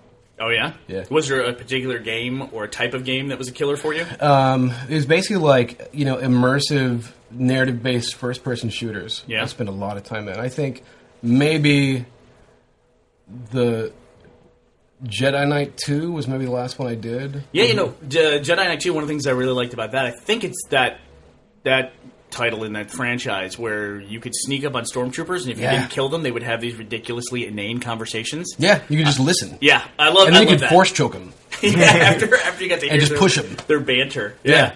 Yeah, that was a great series. So there's a new great series that's out now, which is all based on the alternative past of between the prequels Force and Unleashed. Yeah, all the Force Oh, Unleashed yeah. titles, and they're great. A buddy of mine did the novel of that, I think. They fucked up though. You talk about screwing up canon. They have a thing where they killed Chewbacca. And not only did Chewbacca get killed, Han Solo shot Chewbacca. He was still alternate future. He was still stung over that whole Greedo thing. Exactly. Yeah. This time I'm shooting first. I didn't want to look like a whip. No, it was like some alternative past where when they're raiding the base in Endor in Return of the Jedi, that your character, who's not really part of canon, comes in and holds the Chewbacca up by the neck when Han Solo shoots him by accident, and then the guy chokes out Han Solo. How does he kill Han Solo? I didn't play it. It's terrible. It's murderous. Okay. To a fan of it. So I probably won't do it. yeah. So don't do that DLC of that game. Okay. If you ever play it, but I'm sure the Holocron guy at Lucas approved it. Approved. so are they doing I keep hearing about a new Superman movie. Are they doing a new Superman movie? Oh yeah, it's visionary director Zack Snyder is doing it. Oh yeah. Yeah. I think anyone that's describes themselves as a visionary might want to rethink things a little bit. I like how Chris was, I'm presenting information without comment or emotion. Well, you never know. And it just seems like I really wish for the Superman movies that people could get beyond the origin story. I know. It's ridiculous. Everyone really, something about it. Obviously, people identify with that origin story, but we've seen it. They did a really good job of that in the terrible New Hulk movie. Yeah, the Edward Norton one, where they told his origin in the opening titles. Yeah. And they were done with it in 2 minutes. Yeah. It was done really well. And then the movie went to shit, but it was great for that part. I think if you went to maybe the poorest part of sub-Saharan Africa, you might find somebody that doesn't know where Superman came from. But, in basically the rest of the world, first and second, I guess, we all know. You could just tell that story. Yeah. Do you like the non-established superhero stuff? Like, did you like Megamind? Did you see that at all? Oh, I love that movie. I thought it was great. I think Megamind is one of the best Superman stories ever. Yeah, I agree. I thought it was fantastic. I love the fact that he got, I actually had a kid give away the twist in that movie. Oh no! Like in the movie, because I won't do it. I won't want to give it away for people who haven't seen it. But you should see it. And then some dopey kid in front of me like shouted it out. You'd already seen it. We picked up the DVD a few weeks ago, and it comes with that, as all the DreamWorks things do now, like the extra DVD with the short on it. And my kid and I probably watched Megamind: The Button of Doom, I think 20 times the past 2 weeks. Oh, really? Yeah. I'll have to see that. Button It's of pretty Doom. good. That's interesting. Yeah. I can't say what it's about without spoiling what Megamind is about, but it's what happens next. Oh, really? Okay. Yeah. Cool. It's good. Yeah, it was great. I really liked it. I like. I've always liked weird, like alternative sports stuff, and always alternative superheroes stuff. And it really bugged me though in the '90s when they kept putting out superhero movies for superheroes I hadn't heard of, like Tank Girl, or I should say comic movies. And I was like, what are these movies? Why aren't they making like Batman? It seems like that was a lot of Spider-Man? that was the way they started, right? A lot of the early comic movies were like that. Like I'm trying to think, what was the first comic? Well, I mean, I know they made Superman in the 70s. Well, they made Batman, the Keaton Batmans in the '80s, but you're going even back further than that. Yeah. Man, I don't even Further know. than that, I don't know. Like I know, what was the first Superman movie? Was it 76, 77? Yeah, I think so. 77, 78, something like that. Yeah. But it's weird to start with two giants like that, like Superman, Batman, and then roll in Tank Girl and other movies like Or that. Blade or Men in Black or a property that not many people know about. Mm-hmm. You still think Christopher Reeve is the best Superman? As compared to who? Brendan Ruth? Well, there was also the guys in the '50s series, in the TV series. Yeah, he's the best. Who's your favorite Batman? Oh, gosh. Val Kilmer? No. It's either Kilmer or Clooney. I don't know. That's a tough one. Well, let me just ask you this. Do you like Christian Bale or do you like Michael Keaton? I have very nostalgic memories of Michael Keaton, and when So you do go I. back and watch it, it doesn't necessarily hold up. Christian Bale does a very good job. Although I do like Christian Bale, I think better as Bruce Wayne, which is always tough. Like I think Christopher Reeve made a great Clark Kent. Yeah. For He the did. problems whenever the. I think Clooney made the best Bruce Wayne. You think so? Like, I don't think he was a great Batman, but he was a fantastic Bruce Wayne. Yeah, I can see that. He is kind of Bruce Wayne-ish himself. Yeah. Yeah. The Batman's tough though. Like Christian Bale's Batman's a little tough for me. Yeah, his barking. inconsistent voice. What does he say? Pray to me or whatever.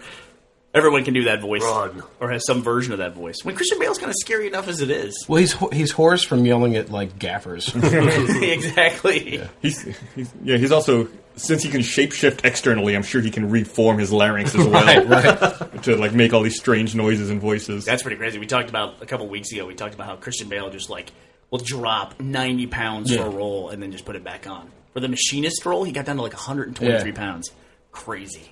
Matt Damon does that a lot, too. No, Matt Damon did it once. Yeah. And Well, he he's- damaged his gallbladder, so he doesn't do that He's anymore. pretty pudgy now. Like, did you see him? Oh, yeah, he does that. Yeah. Yeah, we all do He has that. no problem packing That's called the holidays. Yeah, that's the long play. But he dropped, Matt Damon dropped a ton of weight for that Meg Ryan Iraq movie. Courage Under Fire? Courage. Yeah, that's it. Yeah, and he played a soldier who was HIV positive, so he dropped 50 pounds to play the part. I think that makes those people crazy. Yeah. I think yo-yoing up and down like that will just make you nuts.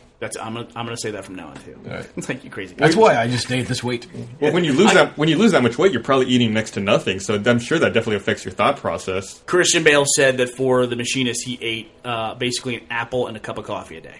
Thank God he wasn't the Flash. Exactly. He would have just had took the an apple. apple. The Flash has coffee with apples, so it's okay. It's okay. And apple pies. Okay, cool. Well, Chris, thanks for coming to talk to us. Happy to be here. It's always a pleasure to see you. And why don't you tell us, how can people get your books? Stores, There you go. Go to your local comic book store. or you could even get them in regular bookstores if for as long as they last. But shouldn't they support the stores, the local yes, comic you shop? should go to your local comic shop and give them money. Right. But if you live in a place where there isn't one, start one or go to Barnes and Noble. Yes, start the worst business model of all time. Yes. Where you and your friends can help out. Yes. All right, cool. All right, well, thanks again, Chris, and we'll talk to you later. Sounds good. Thank you. Ta-ta. Okay, we're back. Always insightful, Chris Robertson. It was good having him. Yeah. Is that our first interview? I think it might be our first, We had a guest on the show. We had DMzilla on the show. Yeah. From Xbox Live. Oh, right. Yeah. And we've had other people here. We've had Dan sit in before. Yeah, but that's... I don't count him. Yeah, exactly. You should be very careful about the words that you use, Gus, because you just said had Dan sit in. And we actually had a request this week again for someone else to just sit in on the podcast. Right. And there's a reason why we can't do that. Yeah. Just have guests come in and, not guests on the podcast, but just guests that just want to come sit here and watch us make the podcast. Yeah, we say a lot of inappropriate stuff. A lot of... Yeah, well... Well, not exactly, but we don't. I think that one of the issues that we have here is that especially the tone of the drunk tank and some of the other things that we do is that it's kind of like a hangout place. It seems like, but people don't realize that we actually have security measures at this company. Yeah, and I don't think they understand that when they show up, which is one of the main reasons why for RTX a tour is a component of that event because it's a very controlled way for us to give a tour, and we know we can have people at the office on this weekend, and we can control what's in the company at that point in time. And we'll have security to bust their ass. Yeah.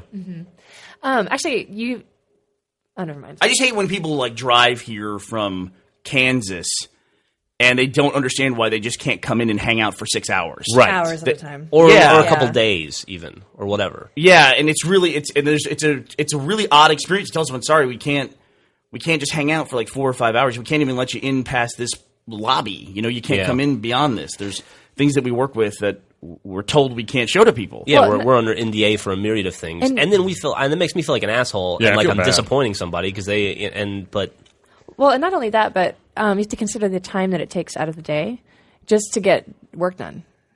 Taking a break and showing somebody around. Well, if you want to make it all about you, sure, I guess. No, I'm not talking about me. I'm not talking about because I never run the tours. But the person who walks somebody around is missing like a half hour out of their day. Right. Well, especially if you're working on something that is not for general public consumption, because we work on other things besides our stuff as well. Yeah. And it's the person you can't just sit at their elbow in their office while they're working on that thing. It's just not the way the environment works. And I don't know how to put that out there without seeming like assholes. Well, if you think about any other any other company anywhere, like you can't usually just walk in and hang out for too long. They usually have. I mean, any company usually has like a sitting area that's sort of open to the public, and you don't go into the main inner offices. yeah. I do with my doctor. I go from room to room with him and like, what's wrong with this dude? Even this conversation makes me feel like a jerk somehow. Yeah. No, I know what you mean. It does. We'll have to. I don't. And imagine how awkward it would be if someone was sitting here Yeah, in right the now. podcast room listening to you say it. Oh. We have another hire here at the company, Yeah, we do. and she begins working for us on Friday. Oh, really? At 9 a.m. When does she get a desk? And she will be disappointed when she's here at 9 and everyone else is here at 10. Yeah. So she's going to show up and then immediately go to weekend? Really work for a day and then woo! Yeah, I figured, if she's going to come on for her first day, Friday would probably be the best day. We're getting our receptionist at Rooster Teeth. Very excited. I almost said the name of our old company for some reason. We're all grown up now.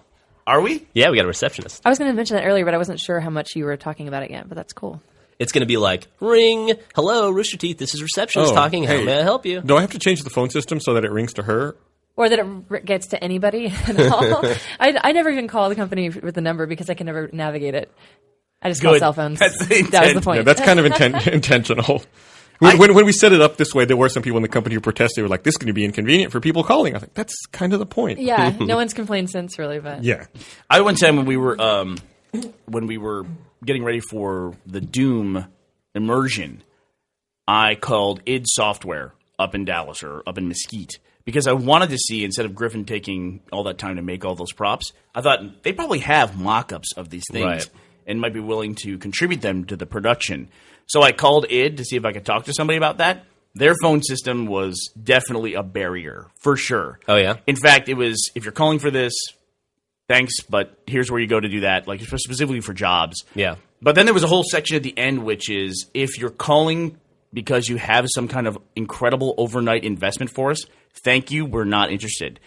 If you're calling again about the overnight investment, thank you, we're not interested. So they must get a lot of investor calls. I guess so. I would assume that once you get a couple of magazine articles written about you where you're making millions and millions of dollars on your video game, that you just become a target for these guys in New York and New Jersey to just call constantly for awesome overnight overseas investments. Damn those Yankees. Yeah, why they got to be New York and New Jersey? Is that That's where all those calls come from. Yeah? Trust me, that's where all those calls come from. It's the financial center of the world, for true. Christ's sake. New York is the goddamn center of the universe, right? Right? Anyone who's from that area thinks that New York is the fucking greatest thing on earth. Yeah. Oh, my okay, God. but I think living in Texas that we can't really. We're not one to talk either. I mean, you look at anything in Texas, it's named Lone Star this or Texas that. Like we are pretty self-obsessed too down here. No, Not on the level that they are, though. Well, I don't think we are competing for the same sort of. It's not even the same universe. Yeah. It's different. Yeah, I'm not saying we're competing for the same kind of Can you title or whatever. if Katrina would have happened, God forbid, in New York, the New Yorkers would have built a ladder to God to make him explain how he could do that to the center of the earth. I mean, you could argue it did. Well, how so? 9/11. Yeah, I guess that's true. I mean, and look at the repercussions of 9/11 versus Katrina. I mean, 9/11 changed the whole fucking world. Katrina didn't change all that much. Yeah. You know, way to have a good point. I mean, they're two different things, and you can react differently to them. But it's not like after Katrina, America didn't become this crazy ecological. Where all of a sudden we have all these laws associated with environment and building codes and all that. That did not happen. We went an entirely different direction when something happened in New York. It's true. Which is, it is the most populous city in New York. It does create a lot of culture as well. But I think Gus is right. It's a little startling when people come outside of New York and they don't understand why everyone isn't just excited about New York. When I go to other places, I know people aren't excited about Texas. Yeah. People are here, people in Texas are very proud of it, but Yeah. I don't go to New York, and when people talk about Texas being stupid because it's in the South or something like that, or even like they talk about us being racist, I'm just like, I'm sure that's just what they think about Texas. It doesn't, yeah, because Texas is so racist. By the way, let's go to Little Italy for dinner. Yeah. How about Chinatown? Chinatown, yeah, that's not racist at all. No, that's historic. Come That's on, dude. historic. That's totally different. So did you hear that, I guess, the other day, or maybe it was the other week, there was an app on one of the Android markets. I guess Android phones have multiple markets. Oh, my God. But regardless, there was an app that you could buy in a legitimate market called Walk-in Text, which would allow, activated your camera while you were texting so you wouldn't run into shit. I've seen that. But you could also download it illegally. You could pirate it from one of these other illegal app stores. I call that drive and text, by the way. But if you downloaded the pirated version, it really wasn't that app. All that the pirated app did was it went through your contacts and texted everyone saying that you're a pirate and that you stole that app and that you're stupid and cheap.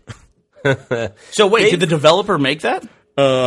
People did some. They backtraced it, and they think that it was also the developer of the legitimate app who made the pirated app as well. Didn't they also have a problem recently where they had an app that was infected with malware? Yeah, and caused a lot of problems. Yeah, they had to pull it off of the App Store. Yeah, people bitch about Apple's stringent development policies, but you don't see that stuff happening on the iPhone store. Well, No, you just get the Gay Cure app. That's Did true. you see that? yeah. There was a. Did anyone ever look at that thing and see what it was? I heard about it. Supposedly, it just sends you links to religious tracts on a website. There is no actual gay cure in the app. So it was kind of How misleading. Yeah, it was kind of misleading. So it's a shame. Did it cure any gayness? Did it? I don't know. Hasn't cured mine. No, I feel the same way. I haven't installed it, and I suck cocks constantly. So I wish it was still in the store so I could cure this gayness that I have of me. I don't know if you saw, but there was an April Fool's joke that I guess a newscaster pulled in San Diego, where he made a fake story saying that there was a new app and new technology for the iPhone that allowed you to smell and taste stuff on your phone. All you had to do was sniff it or lick the screen. And he convinced one of the other anchors to start smelling an iPad and lick it to try to get it. Did they play along and pretend like it worked? No, they were like, I don't smell it. I don't taste Okay. it. It's nothing. And then they just started laughing at her. That's funny. Wow. That's really funny. I would smash that iPod over that guy's head. Yeah, I think she was super embarrassed. She got up and left the desk and started walking away. It was off camera. She's like, "That's it. You can do the rest of the show by yourself." Now, did she hold up her hand to cover the teleprompter? Like you playing WoW? Did it work that same way? It did not work the same way. We have the guys upstairs created the Angry Birds trailer. You mean the computer thieves? The computer thieves upstairs who needed to render their Angry Birds trailer. They That was rendered on my fucking computer too. the Angry Birds trailer is now the #1 video in terms of views on our YouTube channel. Yes, it is. Congratulations. That's to those awesome, guys. right? That's really great. Yeah, and I think at this point it's over 4 million views. Yeah. We should talk about that podcast, the reaction from the Rebecca Black conversation that we had last week. Yeah.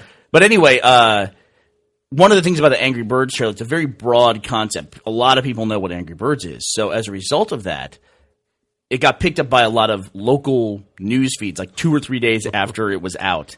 And it's always interesting to see those things come up in Google alerts and watch local news. Highly entertaining. First of all, they don't even after all this time, they don't understand what the internet is. They definitely don't understand what a company like Rooster Teeth does or how it operates. Because to hear them talk about us was just ridiculous. Some of them, I heard one of them say that our company was based around making app parodies. Right. some of them don't understand that you can play games on your phone. They're like, wait, I'm sorry, it's a game, but it's on your cell phone.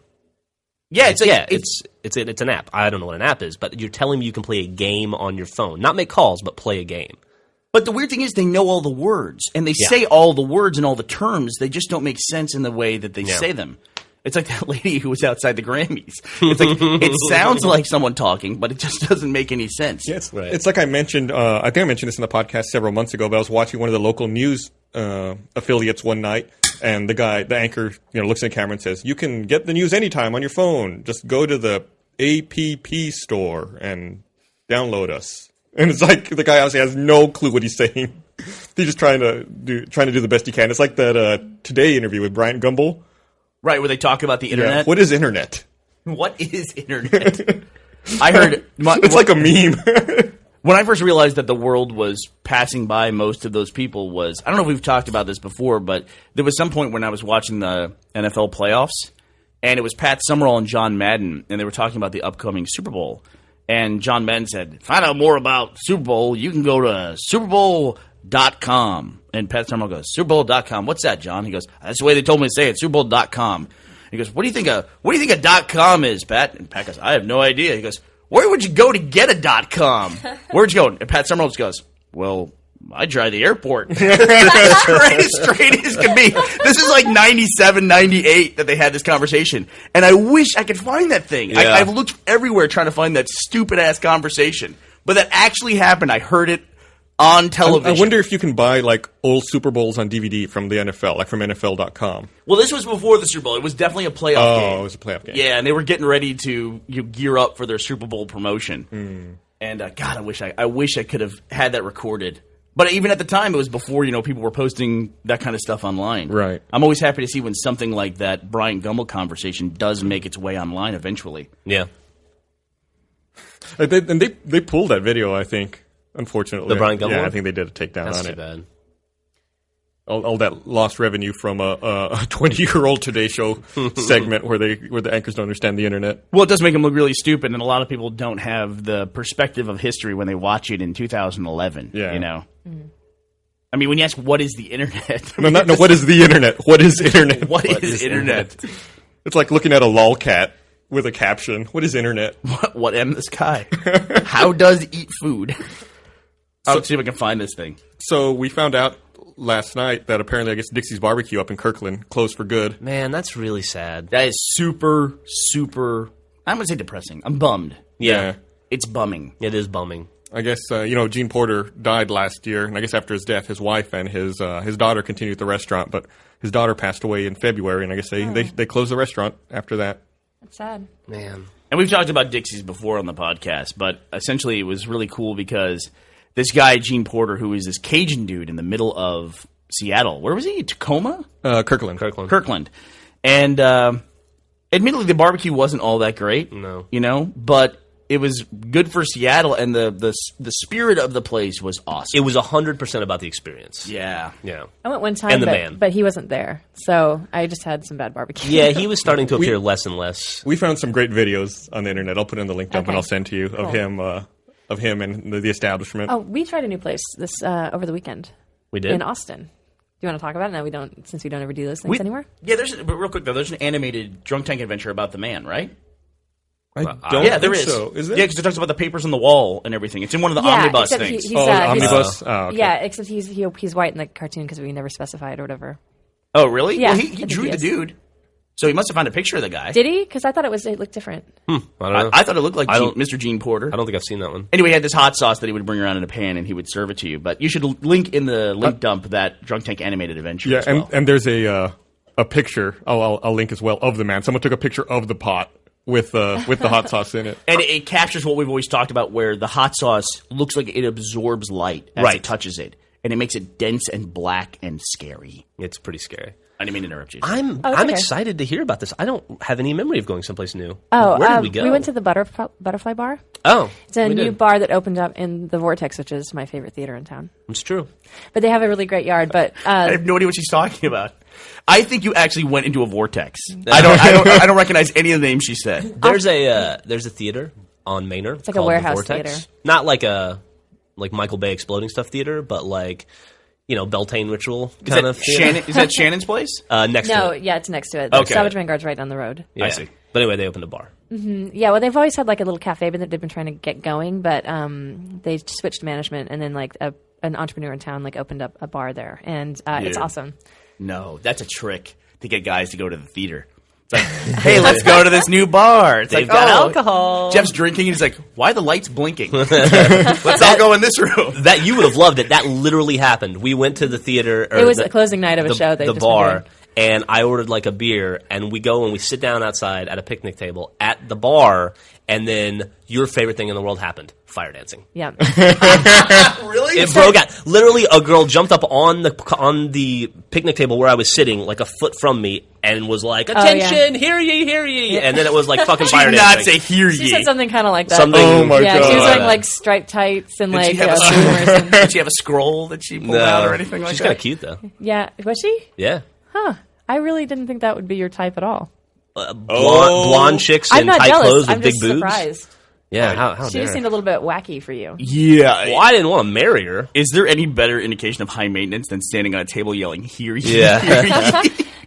There was actually a guy juggling before that happened. I guess he was just like hanging out. I didn't even notice. Well, I didn't know him there was juggling. juggling. You didn't say that. But he kept juggling really close to our table, and it was actually getting kind of scary. I totally missed the You juggling. throw in a couple of minstrels, you've got me. I'm sold. I am sold. But the There's going to faces- be a maypole. There is. The thing about this theater, I She love. made me go to the maypole festival. Yeah. last year. Oh God, he was the worst. You can't bring Jeff to a pagan ritual and have him not.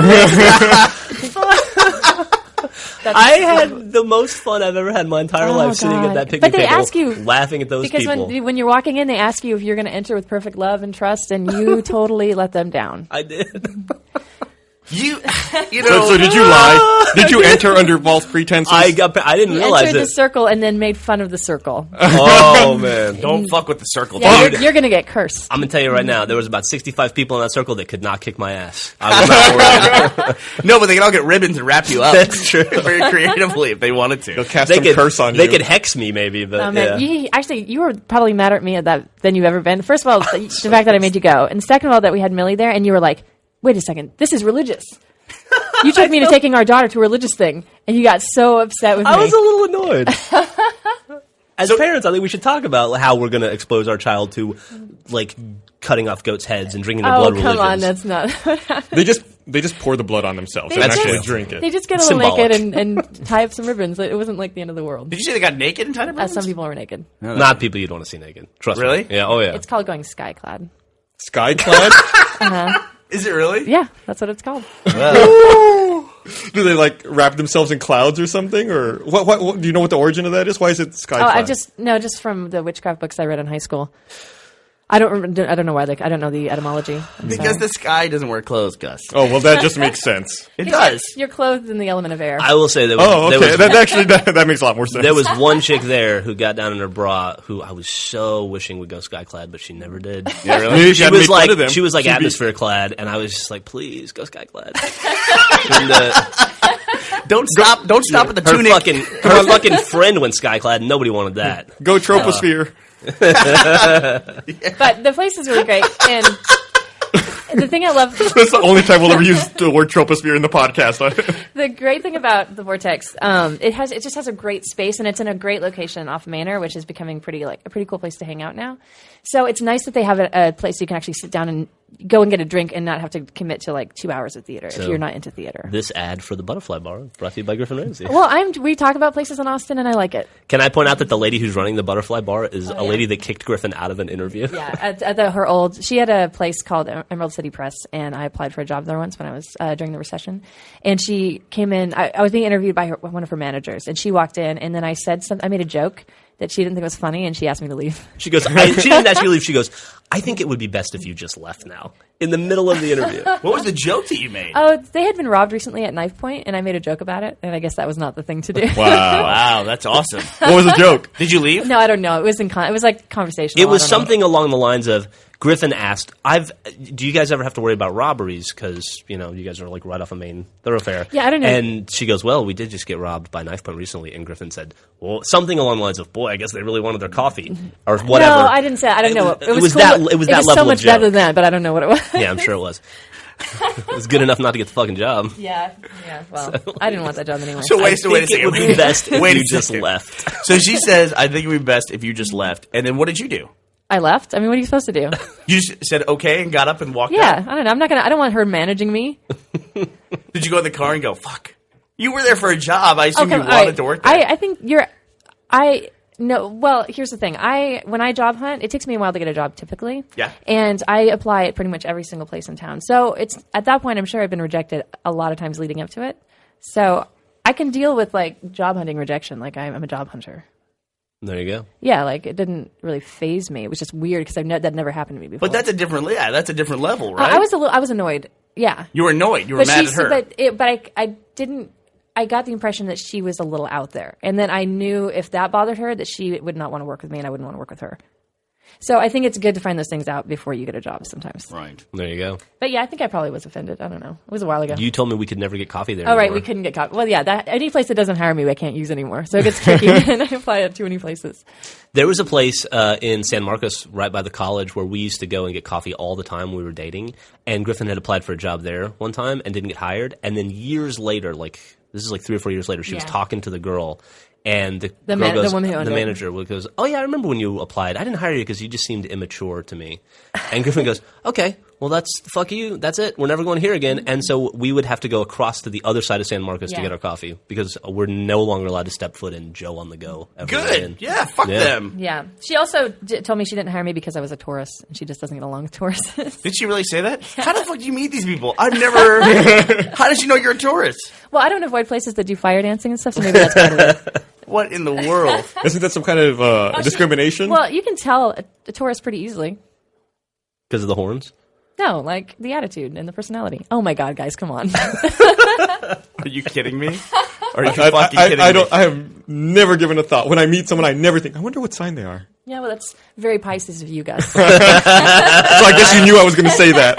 I can tell you how astrology does come in very handy, though. This is actually a practical application of astrology. Oh, yeah? Is that whenever the subject of birthdays come out, like, hey, today's my birthday, random person that you're in conversation with in the group says, oh, I didn't know you were a Capricorn. That they know all the astrological signs and the dates on which they fall. Mm-hmm. Stay away from that person. Yeah. That's what I learned. It's like, I don't want to talk to that person. Or marry them. Well, I'm gonna give you, Or hire them. I'm gonna give you a date and see if you can tell me that. I'm actually not. I'm only good like in certain months that I'm because I tend to meet like people in clusters. Like I'll meet a bunch of Leos at once. Or How Oh my God. about June 18th? June 18th is Gemini, right? Yeah, because you're 19th and you're Gemini. I just don't know when the cutoff is, but yeah.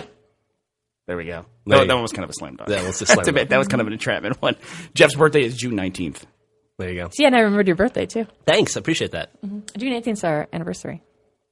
Is it? Yeah. Just keep that in mind when you're gift shopping. Okay, well, here's your birthday's coming up next week, and I know, or 2 weeks from now. Sometime this month. What's today? April? Well, my birthday is April 25th. How old are Why, you going to be? Are you upset about your birthday? I'm just not. I'm getting less excited about my birthdays. Oh, really? Yeah. Oh, we won't bring it up then. Well, let's bring Are it we going to up. have a special birthday bring, podcast? Bring it up. Yay, it's your birthday. I don't care. Like, Are you excited to turn... shut up. I've already taught Millie what to start calling me though. Like Millie knows like all the different numbers and like around what people like how old her mom is. So she's awesome. So I'm teaching her a new kind of math. mommy math? You got to watch out with what kids say. Yeah. You should just teach her to refer to you as her big sister. We were crossing the border. We went to RVBTO last summer, and I took my kids with me, and we were crossing from Canada into America. And the guy was just kind of grilling us a little bit, and I was just like, oh, we're just going back to the U.S. We're from Texas. We're going to go to New York, and we're going to catch a plane and go back to Austin. But we were actually going to come back into Toronto to catch our plane back out of there. I don't know. It's just one of those things where I just said it because it was easier to say why we were Right, going. than go on some long explanation. Exactly right. Yeah. Why we're going into Rochester. So I said, we're just going down to New York. We're going to catch our plane and go back to Austin. And my kid from the backseat goes, "That's not true." Oh my god! So we actually 3 miles away from the border station had to pull over on the side of the highway and had to look. You shut your mouth around cops. We had that conversation. You don't rat out. It was like an episode of Goodfellas, a scene from Goodfellas where it's like, look, you just shut your mouth. Yeah. We've had to have Take your lumps. We've had to Never rat on your friends. We had to have the conversation with Millie that when mommy and daddy talk in the car, that stays in the car. We Yeah. never talk about it outside the car. And that we're like Team Ramsey, and we have to stick with our team. yeah. Like, When you introduce your kid to somebody like, oh, this is our friend so-and-so, and they're like, oh, you're the idiot who drinks a lot. Exactly. But we should learn, too, when you take Jeff to a bar like Vortex, you can't – we are insufferable. If you put any of us, me, Gus, or Jeff, in a situation that we don't like, we don't just like – we don't roll with it for whatever reason. I don't know why. We should be better about that, but we don't. No. We're just like – I find a way to have fun. I find a way to entertain myself. yeah, I think at any I That's not what did. that phrase means, though. it's fine like at any other time, but it didn't occur to me that I don't know, I should have thought better because I know that you're you and that you're going to continue to be you, and I shouldn't hold that against you because I love you. But I shouldn't take you to like Don't try to change me, respectful baby. religious ceremonies for things that you can't like get into. Like, I remember after I left your wedding, I remember that everyone was upset with me because I heckled your magician. You That- didn't. You left. You You walked were away bad. because he started to mess up, and you don't like to watch people mess up. And when I was heckling him at first, Yeah, you pulled yourself out of the situation. No, there was someone else who was doing way more heckling. Oh yeah. There was somebody who eclipsed you. who heckled him? Zach. Oh, and Draft House guy Henry. Did he? I don't want to slander him, but he was kind of Oh mean. man, there must have been a lot of people then because I was thinking of Ken. No, there were a lot of people that Wow, were goddamn. Yeah, I felt bad. That poor kid. He was like He was 12. He was 12, and he was. But so, he's still a professional entertainer. He should be good at magic. he would have been fine if he didn't bring his mom as his assistant. She was awful. She got in there half an hour late. Yeah. And she sat on the stage and smoked a cigarette while he like made bubbles. It was not. Maybe And then the she kept best. asking him how to do tricks, and it's like, you should know this. Boo. The best part about that kid was the phone call. He was great, by the way. And he's probably 20 now, too. But the phone call where we called to hire him, and he goes, yes, I'm available on that date. Will the crowd be under 6 or over 6? And we go, there'll probably be about 30, 35. And he goes, Oh no. I see. Yeah. And will there be less than 9 people or more than 9? And we go, there'll probably be about 120. And he goes, that will be fine. So I think he maybe should have changed his program because the bubble stuff doesn't impress 35-year-olds like it does people under 5. He had But- his political jokes, too. I think- he was oh. great. Yeah, he was pretty funny. But I think that anyone that's 12 and like that focused already is going to be great. Oh, absolutely. That guy will do well in life, wherever he ends up. He's doing well in life. He's probably, yeah. Wherever he Honestly. ended up. The Amazing Ray. I'm looking at the Amazing Ray right now. Yeah. And it looks like he's still operating as the Amazing Ray. That's great. He So he's might be- committed to the name. He might be in Orlando, Florida. Which, Wow. Oh, it's him. Wow. Look at him all grown up. Oh, cool. Good for him. Well, if you're going to go anywhere, the best place to go if you're the Amazing Ray is Orlando. Yeah. What a great place. I wish couldn't I would have agree known more. when we were in Orlando. could've He'll gone muscle sooner. out that hack Harry Potter. Yeah, I mean, do you think magicians are upset about the whole sorcery thing getting big? And Harry Potter, like, fuck. It's like, do I put the lightning bolt on my forehead to go to the show? Do I just, Do I go? Am I going to be that guy? Am I going to be the one? Do I just pander to the crowd? Do I get the fake glasses, the fake circle glasses? But if you're in magic, you got to be in Orlando. You got to be in Las Vegas, right? That's Yeah. what you have to be. Yeah, it's cool Or- that he's so focused. That's awesome. I'm glad he's stuck with it. Yeah. Congratulations, Ray. I'm sure somebody from New York City listening to this podcast going, we have great magic in New York. Broadway is the magic capital of the world. There's probably some magician in Reno right now going, oh. Reno. What is the deal with Reno? It's the biggest little city in America, right? Is that what they call themselves? Yeah. Is it northern Nevada? Yeah, I think so. Yeah. How? It's like 2 hours away from Do Vegas. you know what the population is? No. You don't. You don't? What's wrong with you? I'm sorry. 68,000. Oh, that's a Capricorn.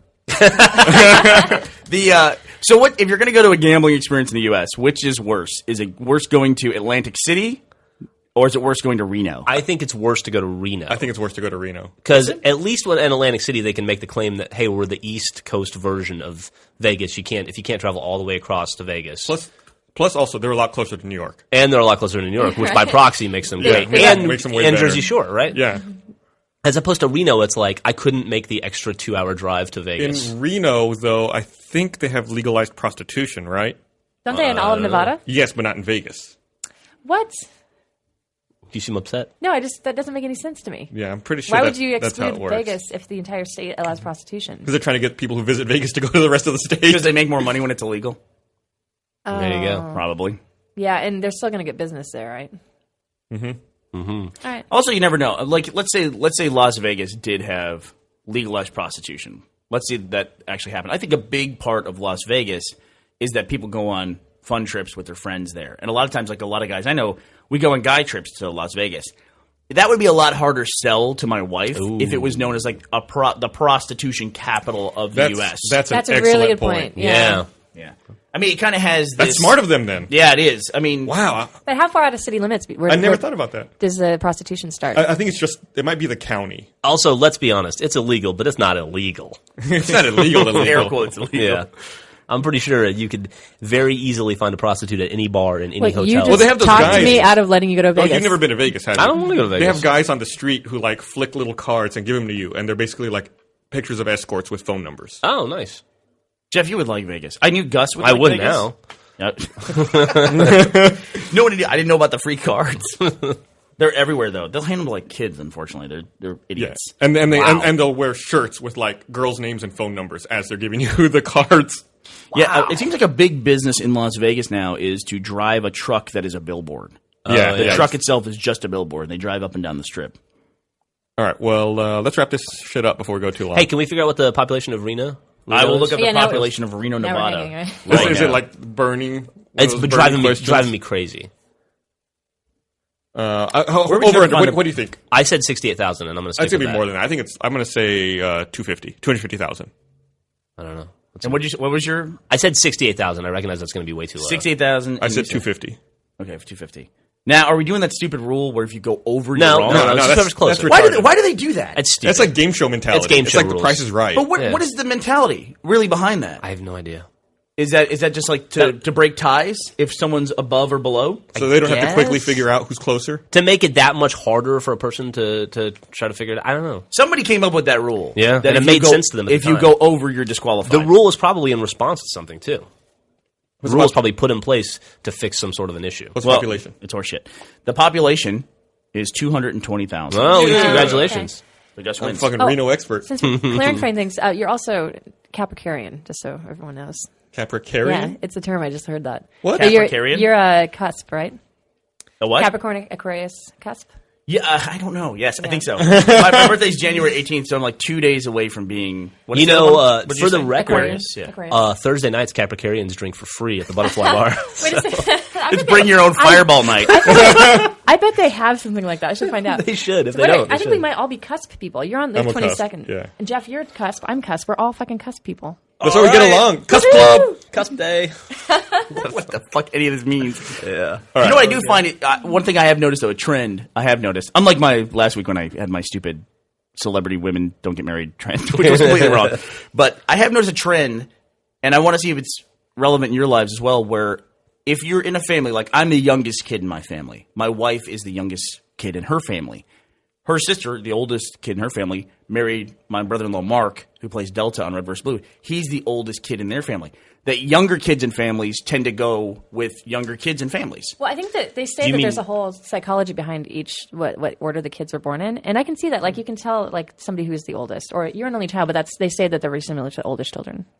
Well, I am the Freaks. oldest child. And I'm the oldest in my family. yeah. Yeah, my wife and I are the oldest children in our families. Yeah, but I think that it's a mental difference. Of course, I don't think It's like one of the things that really affects you, I think, is where you fall relatively in your family. Whether when you're the born. one doing the bullying or you're the one receiving the bullying at a young age. God, I got the shit bullied out of me when I was a kid by my older brother. Terrible. Hey, before we wrap up, did you want to mention something about the Rebecca Black video? Oh, just that it was cool that was it Benny Sinkle was Yeah. the name of the girl in pink who put up that question and answer thing, and so many people showed up, and we always get annoyed when they do this, but they write in the comments of a video where we send them, they write drunk tank over and over again. Well, I guess she saw that and responded in her YouTube video. Yeah, comment. I guess she was like, "Oh, drunk tank, haha! Thanks to the guys in the drunk tank for mentioning me so nicely." And you did watch the video, right? Yeah, she's very well spoken. I told you. She's handling that very, very well. Yeah, That's great. Seems like totally adjusted, totally cool girl. I would say you should make that a case study of how you should handle adversity, like on a press level or a PR level. But it doesn't seem like there's any bad way to handle that now. Like you look at Charlie Sheen, you look at Tiger Woods. It's just wait, just time, and it eventually goes away. Just wait. Paris Hilton. Bill Clinton. Did you see the latest thing that just hit with Paris Hilton? Mm-mm. She got caught on tape saying incredibly racist things, terrible things, and it doesn't matter. That was a long time ago. It was a long time ago in the club. Yeah, the club, but it just hit. Like the video just came out like a couple months ago. Like 2 weeks ago. Oh, was it 2 weeks ago? Yeah, and it doesn't matter. No, I don't think so. I think that video had been around, but it doesn't matter. She still said those things whenever she said them. Yeah, I just saw it getting reported like all over the place all at once. I can't remember the last time a PR nightmare derailed somebody. I mean, straight up, that's it. They went away because of that. Well, some people go away for a while. You know, like Mel Gibson. Pat O'Brien went away for a while. Mel Gibson was the lead in a movie at South by Southwest that got rave reviews. The Beaver. Yeah. Clayton Williams. He was a guy running for governor of Texas against Ann Richards. He's the guy who, in front of the press, he was leading the governor's race. Then, like a month before the election, he told a bunch of reporters that if a woman's getting raped, she should just sit back and enjoy it. My God. Their event got rained out. He was having a press event, and there was inclement weather. And he said, in his good old boy way, he said, fellas, he goes, weather's a lot like rape. If it's inevitable, just lay back and enjoy it. Oh, okay. That's a little bit different. It's essentially the same thing. Also, you shouldn't be making light of rape if you're a politician. In an election. Yeah. It was during an election. Or probably it's a good rule never to make fun of rape or take it lightly. Yeah. But for anybody. Yeah, he lost the election, and you never heard another thing about him again after that. He'd raised a lot of money in telecom, too. Clayton Williams. I can't think of anyone else. Yeah. The biggest one that I always think, too, is like the biggest difference in time is I think about Gary Hart, who was a dude who was like going to be president of the United States. He was going to run against Reagan in like 84. Right, yeah. He was huge. And a picture of him came out with a girl on his lap in front of a boat. Jessica Hahn, wasn't it? No, or was it a different girl? No, I think her name might have been Jessica too. But it was just a picture of this girl, very pretty girl, sitting on his lap in front of a boat called the name of the boat was the Monkey Business. I remember that. That picture, he was out. He was sank his career. Dead as a doornail. He was going to be running for president. He was gone. And then 7 years later, the whole Bill Clinton thing came up, and it didn't affect him in any way, really. Well, yeah, we're so desensitized to that stuff. John McCain calling his wife a cunt on camera. Man, I forgot about that. Yeah. Look at John Edwards, man. John Edwards, a great example. His wife has cancer. He has an affair on his wife who has cancer and knocks up the other lady, and then divorces his wife who's dying of cancer. It's just like you think like that would just be he'd be out of the picture. Nope. It was like, do you remember it was a huge fucking deal when Clinton was running because he smoked marijuana once but didn't inhale, right? And that was the thing they were going to use to sink his career. And then you get a guy like Newt Gingrich who delivered his wife divorce papers while she was in the hospital recovering from cancer, and had cheated on all three of his wives, and he's just like, yeah, it was in the past.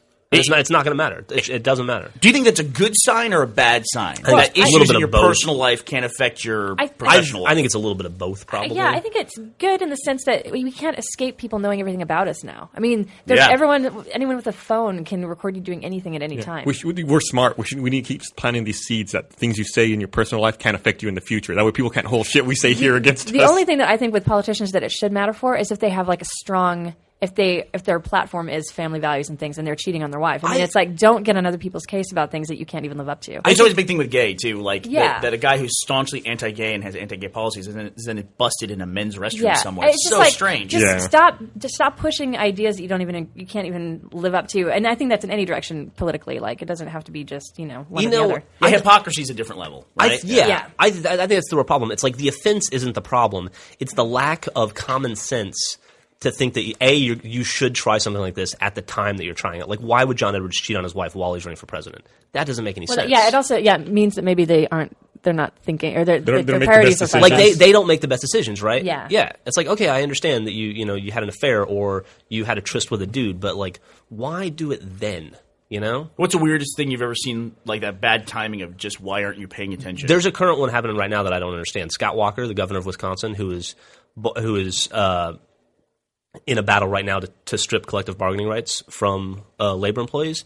It just came out that during this process, he hired the son of his biggest campaign donor, 26-year-old college dropout with 2 DUIs and 0 management experience, to hired him and gave him $82,000 a year job to manage like the local EPA and environmental issues. A government job. A government job. And he, 3 months after working there, gave him a 26% raise.